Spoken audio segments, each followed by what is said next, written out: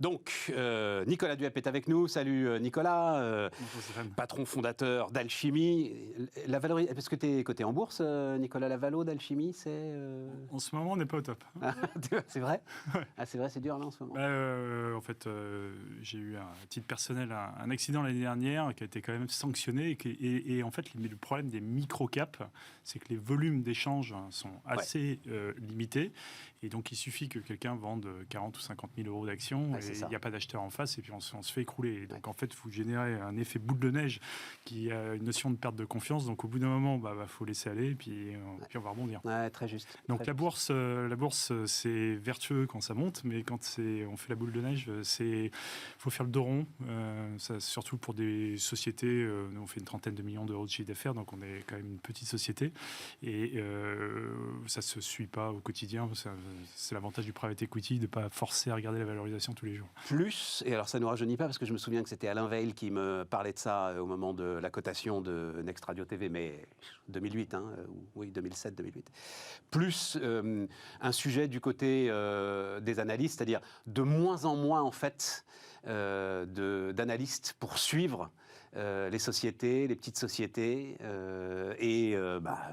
créer de l'intérêt en fait autour du titre, quelque chose que tu constates toi aussi. C'est ça, nous on a deux analystes, on a Gilbert Dupont et Porzampar qui nous suivent, donc qui publient à chaque fois qu'on fait des communications, mais derrière il faut générer de l'appétit, et puis en plus on a vécu cette dernière année énormément d'introductions en bourse, donc il y a eu énormément de petites sociétés qui sont introduites, et donc ça dilapide un tout petit peu l'attention des analystes, des investisseurs, donc ceux qui sont, il y a un cercle vertueux, c'est-à-dire que quand on arrive à attraper l'intérêt, on monte et on génère une sorte de surprime d'intérêt et donc le cours part très haut. C'est ce qui nous est arrivé jusqu'à mon accident. Et puis après, ça fonctionne aussi dans le sens inverse. On parle de ski en ce moment, donc là, on prend plutôt la pente. Et là, c'est dur d'attirer l'intérêt parce que celui qui est le nouvel investisseur se dit, il y a peut-être une bonne affaire, mais enfin, s'il n'y a pas énormément de volume, je vais décrocher plus loin. Donc la bourse, c'est un peu à double tranchant, quoi. Léonidas Kalogiropoulos, salut Léonidas, vice-président de l'association patronale éthique et fondateur de Médiation et Arguments, et Anne-Sophie Alsif, salut Anne-Sophie, chef économiste de BDO, dont j'ai appris d'ailleurs que c'était le premier cabinet de conseil à devenir entreprise à mission. Mais vraiment entreprise à mission, avec le comité de mission, etc. Exactement. Très intéressant. On refera d'ailleurs une thématique là-dessus dans les semaines qui viennent. Donc, évidemment, je pensais à toi, Léonidas. Merci, Stéphane. C'est un combat personnel que tu mènes depuis des années. Tu es parfaitement constant là-dessus. Donc, on est alors très exactement 996 000 entreprises en 2021, plus 17,4 sur un an. Et quand même, tout de suite, il y a un chiffre qui est intéressant. 271 000 nouvelles sociétés. C'est-à-dire, ce n'est pas des micro-entreprises. 271 000 nouvelles sociétés. Dis-nous une fois encore pourquoi ce chiffre te semble à ce point important, Léonidas. C'est une révolution. C'est une véritable révolution. Il y a 20 ans, 270 000 vraies sociétés. C'est ce que l'on créait en France. C'était la totalité. C'était la totalité des nouvelles entreprises créées sur une année. Moi, on était à 240 000 en 2000. En 20 ans, ce chiffre a été multiplié par 5. Dans ce chiffre, il y a des micro-sociétés, il y a des auto-entrepreneurs. 641 000. Il y a de vraies entreprises, j'allais dire structurées, comme des SARL.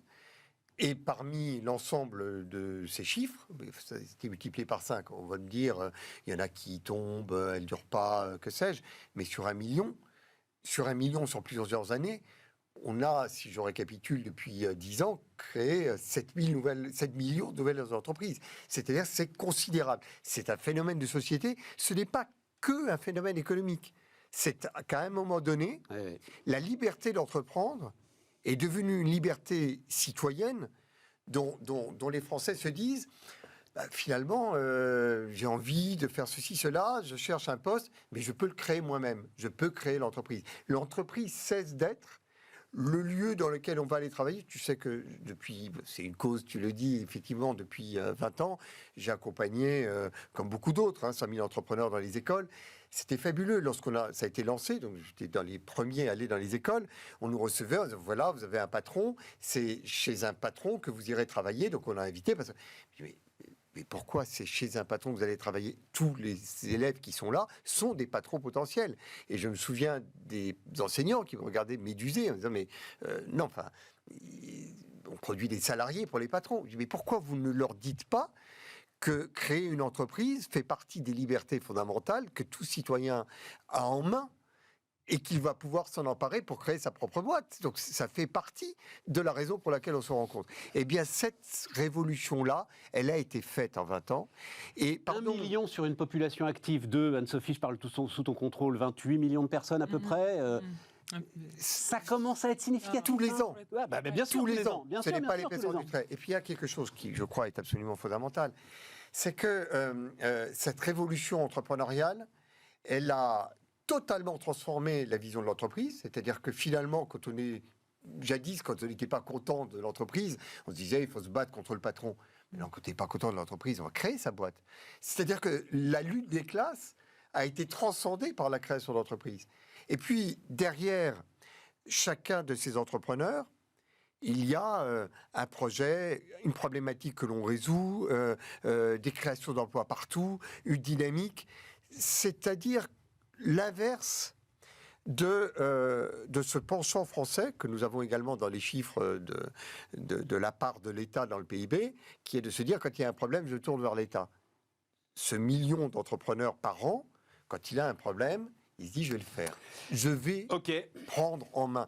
Pardon, juste pour boucler, je vais prendre en main, c'est la définition étymologique d'entreprendre. Ce magnifique mot français. Il y a un problème, je vais le prendre en main, je vais entreprendre.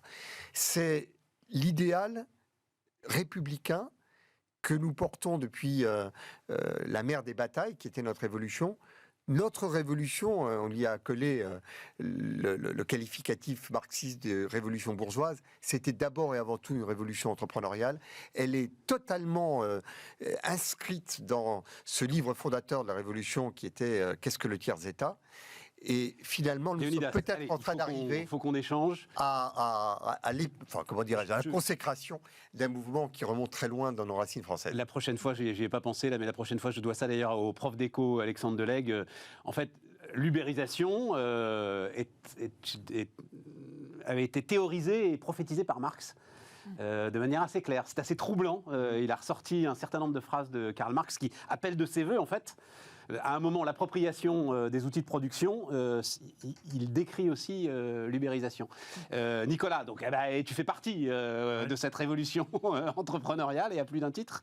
Parce que franchement, et Anne-Sophie le dira à ma place, tu as quand même au cœur de cette révolution entrepreneuriale un certain nombre de statuts dont on peut penser que ce sont des statuts subis. Dans les 641 000 micro-entreprises, je ne sais pas, on ne peut pas savoir à ce stade combien voulaient vraiment être entrepreneurs et combien subissent ce statut parce qu'ils ne peuvent pas devenir salariés. Alors, moi, j'ai plutôt envie de répondre avec le verre à moitié plein.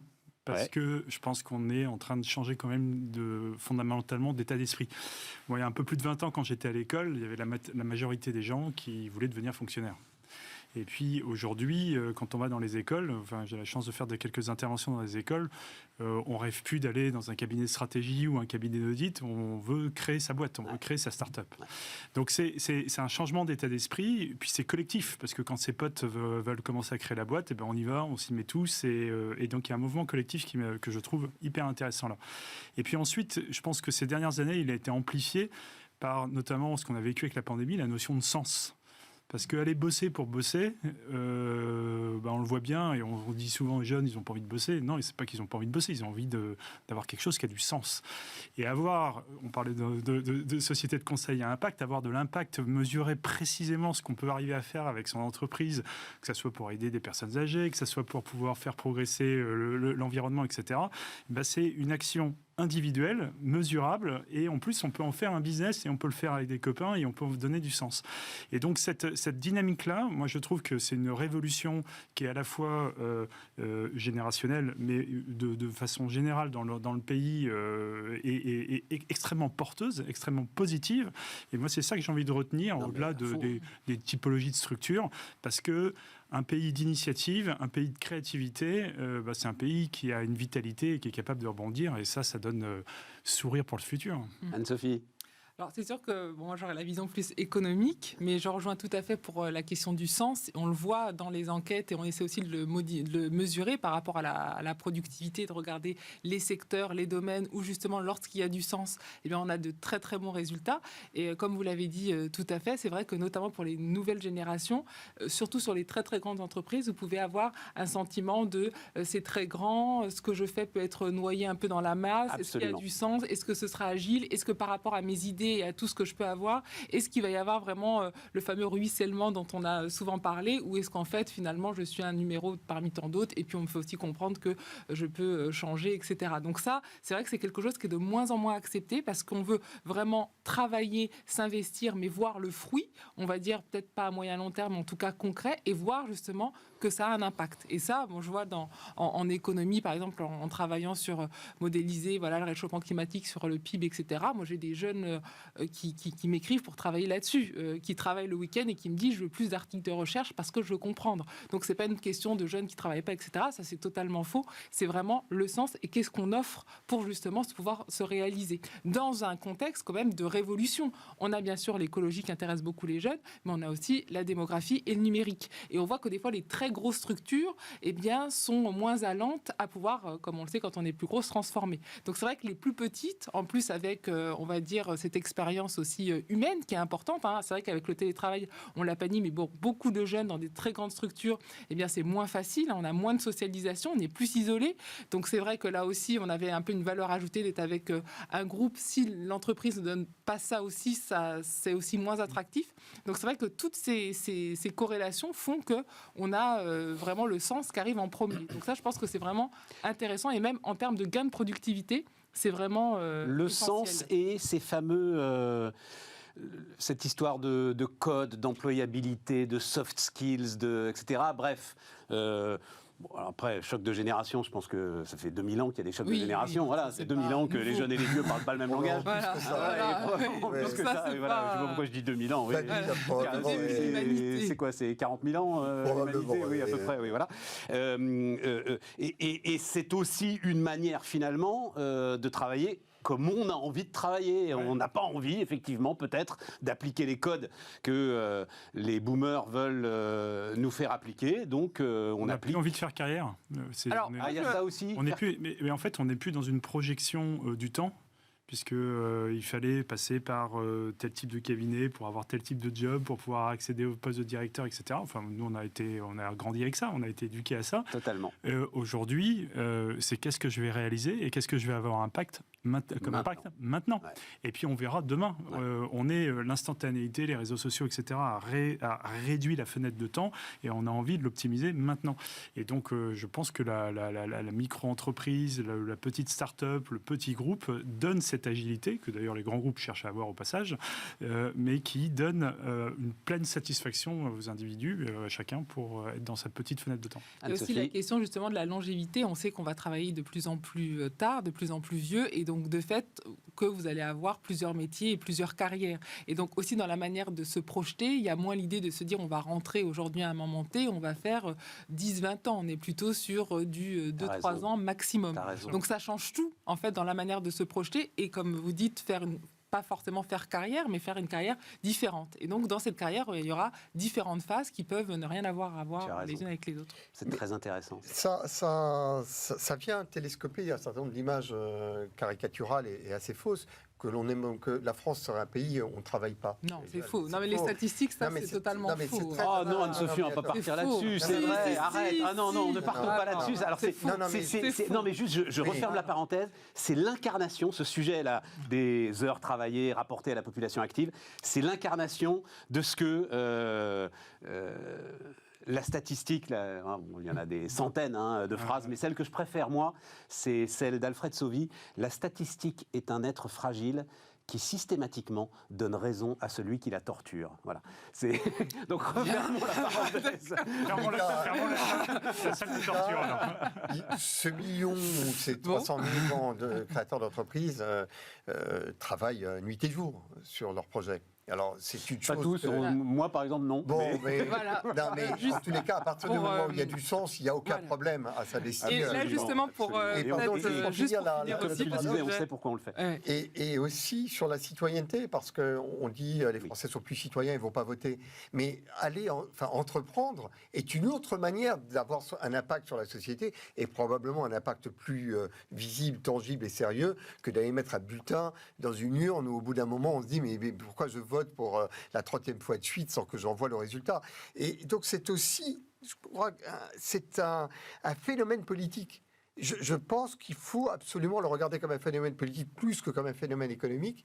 Et d'ailleurs, je suis stupéfait dans cette campagne qui démarre et dans laquelle on ne dit rien sur rien, que l'on n'ait pas pris la mesure de ce pays qui a changé, de notre pays qui a changé, qui était un pays où majoritairement on voulait devenir fonctionnaire et où désormais majoritairement on veut créer sa boîte. Anne-Sophie qui voulait ajouter un truc. Juste sur justement le fameux temps de travail, moi ce qui m'étonne toujours, c'est qu'en effet vous êtes entrepreneur dans l'innovation et qu'aujourd'hui le temps de travail, c'est pas du tout l'indicateur, vous connaissez sûrement plus les États-Unis, le milieu anglo-saxon que moi, c'est regardez, c'est la valeur ajoutée créée par justement un temps limité. Donc c'est pas parce que vous allez travailler en termes de temps 10 heures, 20 heures, ce qui compte, c'est ce que vous allez produire et la valeur ajoutée que ça va créer. Quand vous avez des grandes entreprises comme Google, voilà, etc. si tu crées de la valeur ajoutée pendant plus de temps, tu crées quand même plus de richesse, Anne-Sophie. Non, mais ça dépend dans quel secteur, c'est ça que je veux dire. Donc il faut arrêter de oui, mais à force de rajouter généraliser.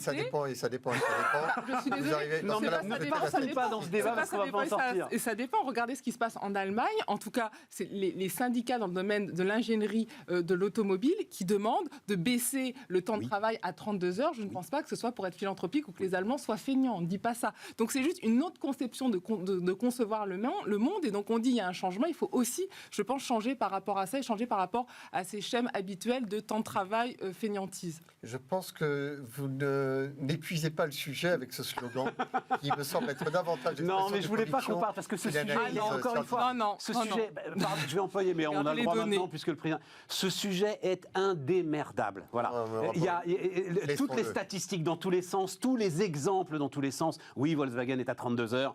Regarde en face les profits de Volkswagen. Enfin, voilà, on n'en sort pas, Anne-Sophie, de ce débat. Pardon, mais restons sur l'entrepreneuriat. Oui. Restons sur l'entrepreneuriat. Parce que sur l'entrepreneuriat... Attends, je veux qu'on avance un tout petit peu parce qu'il y a le sujet licorne. Oui, justement, les licornes. La licorne... Le président, au début de son mandat, avait dit on va faire naître quelques licornes. On est un peu en avance sur le calendrier. Alors, on en a sorti 25. Alors, je vais modérer, justement, parce qu'on en a sorti 25. 4 depuis le début de l'année. Maintenant, juste avant de venir, je regardais un petit peu les capitalisations. Parce que, en fait, une licorne, c'est un peu plus d'1 milliard d'euros. Oui, et puis sur les 10 premières années d'existence, parce que dans les 25, on nous met même Blablacar, c'est fini, quoi. Mais je regardais, en fait, dans le Nasdaq 100, pour rentrer au Nasdaq, la première capi, la plus petite, elle a 18 milliards de dollars. Et il y en a 50% qui est au-dessus de 80 ou 90 milliards de dollars. Donc, il faut comparer ce qui est comparable. C'est-à-dire que là, on est quand même en train on va regarder le verre à moitié plein, parce qu'on est entrepreneur et qu'on est positif, donc la dynamique est bonne, on est en train de commencer à se structurer, on a un écosystème qui est en train de prendre en maturité, aussi bien au niveau du private equity qu'au niveau des entrepreneurs, au niveau des boîtes. Mais le chemin à faire pour pouvoir continuer à jouer la Champions League avec des sociétés américaines ou des sociétés chinoises, il est gigantesque. Et d'avoir des boîtes qui pèsent 100 milliards, il nous reste encore beaucoup de chemin. Et je ne parle pas des 2000 milliards d'Apple qui est sur une autre planète. Donc, surtout que c'est 3 maintenant. Maintenant, c'est 3 milliards, c'est ça. J'ai plus assez de dollars. Et donc, on se retrouve quand même à avoir une feuille de route qui se déroule. La vraie question, c'est est-ce qu'on la déroule dans le vrai bon timing et avec les vrais bons moyens pour pouvoir, à un moment donné, pouvoir combler l'écart. Puisque, comme tu le dis, pendant que nous, on passe 25 boîtes de quelques millions à 1 milliard, il y en a une autre qui est passée de 2000 à 3000 milliards, 1000 milliards de capitalisation. Enfin, on n'est pas exactement dans la même course, quoi. D'accord. Non, il y a là quelque chose qui est une source de satisfaction indéniable sur les licornes. Il va falloir que l'on commence à réfléchir, je pense, à cette problématique un peu différemment, parce que les GAFAM, c'est 5 boîtes, et nous, on en en a une centaine à mettre en face, qui sont petites, lilliputiennes, qui ont des petites parts de la réponse. Et effectivement, c'est pas à l'échelle. Et à l'évidence, on a... Fleur Pellerin, il y a bientôt 10 ans, plaidait pour un Nasdaq européen, justement, pour monter à l'échelle. Oui. C'est sans doute une partie de la solution. Alors, c'est une partie de la solution, mais ensuite, on a un problème qui me gêne, idéologiquement presque. C'est que j'ai une passion que j'exprime régulièrement sur le capitalisme entrepreneurial que nous avons en France, mais j'en vois aussi les limites. C'est que lorsque l'on a 25 boîtes qui ont à leur tête 25 patrons et 25 égaux, c'est très difficile de les faire travailler ensemble. Alors que s'ils travaillaient ensemble, ils seraient probablement capables d'avoir une riposte à un Google, une riposte à un Facebook et une riposte musclée. Mais comme chacun a sa petite part de spécialité côte à côte, on n'arrive pas à avoir cette unité. Et comment est-ce que les États-Unis arrivent à l'avoir? C'est qu'ils mettent un chèque sur la table et ils font travailler les 25 ensemble. Et ça, c'est le capitalisme avec du capital. Et nous n'avons pas cette approche-là. Bien, et je pense que là, on a une vraie faiblesse que je regarde un peu... avec un peu d'inquiétude. Avec d'inquiétude, absolument. Anne-Sophie? Alors, en effet, ça joue beaucoup. C'est vrai que si on pouvait modéliser le coût des égaux, je suis sûr qu'économiquement, il y aurait un impact fort. Mais bon, là, c'est un autre sujet. Et en faire de l'énergie. Et en faire, oh là là, là, on aurait résolu la transition écologique. Mais bon, c'est un autre sujet où il n'y a pas de littérature, donc on ne se prononce pas. Mais c'est vrai qu'au-delà de ça, il y a vraiment le problème de financement et de la fameuse taille des fonds, justement, par rapport aux fonds américains et de ces fonds américains qui rachètent toutes ces licornes. On voit les 10 dernières années, on est vraiment sur des rachats à chaque fois par ces fonds américains. Et à mon sens, bien sûr que c'est au niveau français, donc je vais en effet sortir le totem européen, mais je pense qu'il est d'autant plus important dans cette campagne avec la présidence française, c'est que le problème que l'on a, alors vous parliez des égaux des chaînes d'entreprise, mais on a la même chose au niveau des États membres. Et donc le problème, c'est qu'on n'arrive pas à se structurer pour justement essayer d'avoir des fonds de taille qui soient comparables à ce que l'on a aux États-Unis pour pouvoir avoir ce fameux capital investissement et pouvoir les conserver, pas forcément en France, mais en Europe. Vous avez raison, et je pense que le principal reproche qu'on ait à faire, c'est à le faire aux acteurs privés. Exactement. Parce que depuis le temps, depuis les décennies, on attend que les autorités publiques européennes fassent le job. Quand on a attendu 30 ans pour que l'État ou que les institutions européennes fassent quelque chose et qu'elles ne le font pas, c'est qu'à l'évidence, c'est pas sur elles qu'il faut compter. Et à mon sens, c'est ça, juste pour finir, c'est ça, je pense, la grande différence, parce que je pense qu'aux États-Unis, il y a aussi des problèmes d'ego qui peuvent exister, mais que vous avez justement ce poids de l'État, comme vous l'avez dit, qui arrive à dire attention, et surtout en disant voilà, ça c'est des secteurs stratégiques, donc là-dessus, il n'y a pas de sujet, on y va, et c'est ça qui est en premier. On n'a pas, au niveau européen, malheureusement, parce qu'on n'a pas une politique industrielle européenne réelle, et bien cette manière de pouvoir conduire ça, et c'est ça, à mon sens, notre très grande faiblesse par rapport aux États-Unis. Moi, je voulais juste revenir sur cette notion de bourse, parce que c'est le Nasdaq, c'est quand même la clé, la pièce qui manque en Europe. Oui. Tant qu'il n'y a pas de bourse, on ne peut pas ramener des capitaux à la hauteur de ce qu'ont les Américains. Même au niveau européen, il y a du capital en Europe, mais sauf qu'à un moment donné, il faut bien le faire cristalliser à un moment donné. Et puis, une fois qu'il y a la bourse, on crée de la liquidité. C'est-à-dire que aujourd'hui, vous avez dans ces licornes des salariés, bon, ils ont des actions, mais ils ne peuvent rien en faire. Tandis que quand c'est coté, d'un seul coup, on peut avoir des liquidités. Il y a des salariés qui s'enrichissent de cette manière-là, qui peuvent recréer des boîtes. Donc, ça dynamise violemment tout l'écosystème et ça fait progresser, et ça va faire monter les marches. Et aujourd'hui, on n'a pas encore intégré cette partie bourse au niveau français, au niveau européen, peu importe, mais on n'a pas notre Nasdaq. Et donc, tant qu'on n'aura pas cette pièce-là, on ne peut pas aller faire la compète contre ces acteurs. C'est la pièce du puzzle qui manque pour aller plus loin. Alors, en miroir, donc les derniers chiffres que nous donne François Ekal et le site FIPECO sur les effectifs de la fonction publique. Alors, je dois vous dire que j'ai été saisi. Alors, de 97 à 2020, les effectifs de la fonction publique d'État ont augmenté de 6%, ok. Ceux de la fonction territoriale de 44%, on le savait, c'est pas une surprise, on sait que c'est là que ça se passe. Ceux de la fonction publique hospitalière de 35%. Et alors, surtout, c'est sur les 3 premières années du quinquennat Macron.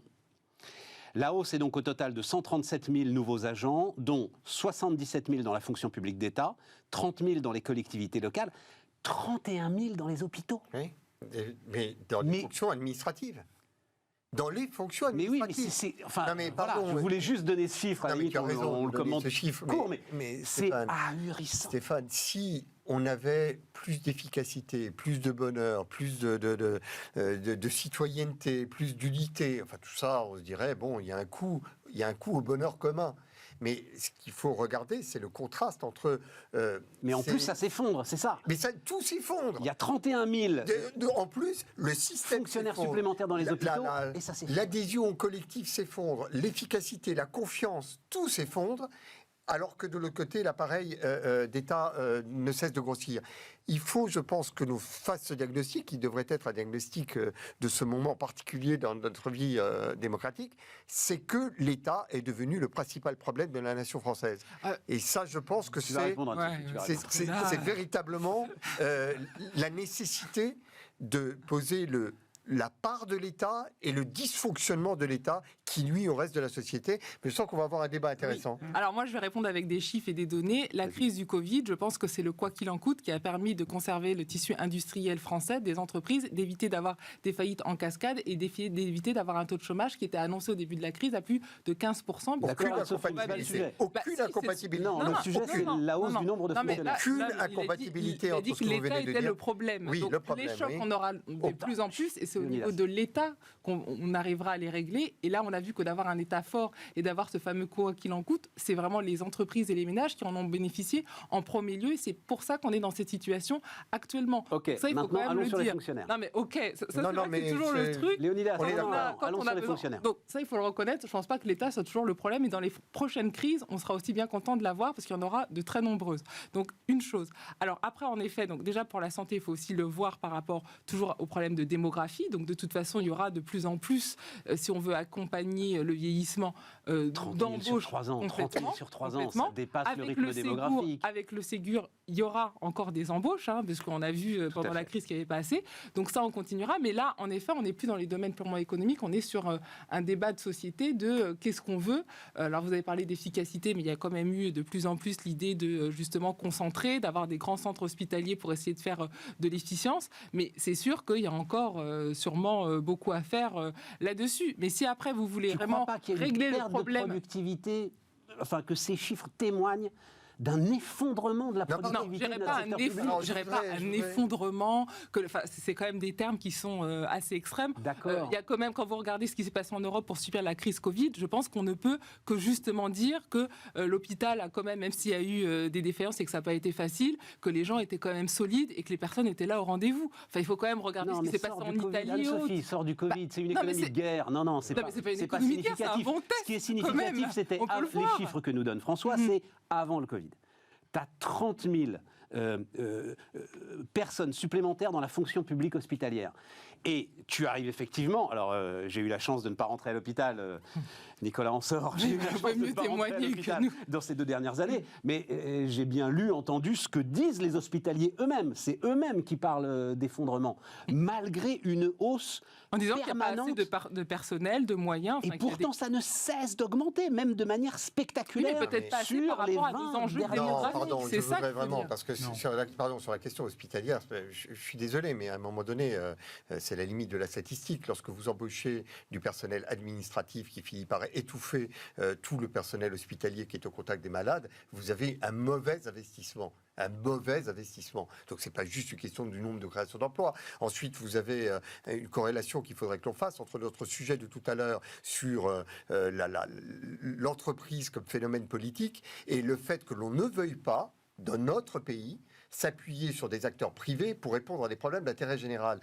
Qu'est-ce qui empêche d'utiliser toutes ces boîtes qui développent des solutions de télémédecine pour répondre à la problématique des déserts médicaux? Qu'est-ce qui fait que, d'ailleurs, vous dites qu'on a réussi à tenir dans le milieu hospitalier face à la crise, mais regardez la part de Doctolib à la réponse à la crise. Heureusement que Doctolib était là. Si Doctolib n'avait pas été là, c'était un collapse généralisé. Mais que ne fait-on pas? Il ne faut pas opposer. Mais pardonnez-moi, c'est pas qu'il s'agisse d'opposer, c'est que le dogme du problème d'intérêt général devrait avoir en face de lui de la fonction publique, de l'État et des fonctionnaires est un dogme qui doit être intégralement remis en cause. Donc je suis totalement d'accord avec vous sur le fait que l'État a été là pour sauver une situation où on arrêtait l'économie et il a fallu injecter de l'argent dans la machine et il l'a fait. Mais ça n'enlève en rien le fait que ce modèle-là est un modèle qui étouffe les énergies, étouffe l'efficacité et il faut, lorsque l'on donne l'exemple des hôpitaux privés qui ont été exclus de la gestion de la crise pendant 1 an, mais c'est invraisemblable de ne pas penser la réponse à l'intérêt général en s'appuyant sur la nation et en voulant s'appuyer que sur l'État. Ça, c'est une révolution que nous devons faire et je pense qu'il faut la faire maintenant. Mais vous l'avez montré avec Doctolib, il n'y a pas la volonté de s'appuyer que sur l'État. Mais pas forcément. Ça a été dur, vous voulez que je vous donne des exemples où les acteurs privés sont écartés parce qu'ils sont privés? Nicolas. Moi, j'ai une petite expérience sur cette dernière semaine de l'hôpital. C'est vrai que pour avoir côtoyé du personnel soignant, donc des infirmières, des médecins, tous admirables, les urgences, etc., vous témoignent assez rapidement, enfin d'ailleurs vous voyez qu'ils travaillent jour et nuit, donc, mais qui sont sous-staffés. Mais pourquoi ils sont sous-staffés? Parce que vous avez un exode majeur de tous ces gens vers les hôpitaux privés, puisqu'ils sont mieux rémunérés, avec des horaires plus souples. Il y en a une énorme partie qui sont en burn-out, donc en arrêt maladie, etc. Parce que c'est sûr que de donner son temps, donner son énergie pour soigner les gens jour et nuit, au bout d'un moment, on est épuisé. Donc vous avez ça. Et puis on a oublié quand même qu'on a exclu 10% du personnel des hôpitaux ces derniers temps. Donc ils n'avaient plus de personnel. Donc moi, je demande, quand on a 30 000 postes créés, ils sont pas dans l'hôpital, donc ils sont où? Donc ils servent à quoi? Donc ils sont pas en contact. Ils sont pas en contact. Et c'est la même chose à l'école. Et le Ségur a revalorisé nos infirmières de 200 balles par mois. Donc on a besoin. Elles sont payées le double dans le privé. Donc c'est là où ça marche pas. On parle plus que de nombre de fonctionnaires, il faudrait parler d'efficacité de la fonction publique. Et aujourd'hui, elle n'est absolument pas efficace pour la police, la justice, l'éducation et l'hôpital. Donc en fait, toutes les fonctions régaliennes partent ensuite. 1 207 000 personnes quand même, la fonction publique hospitalière. Ouais. 1 207 000 personnes. On marque une pause.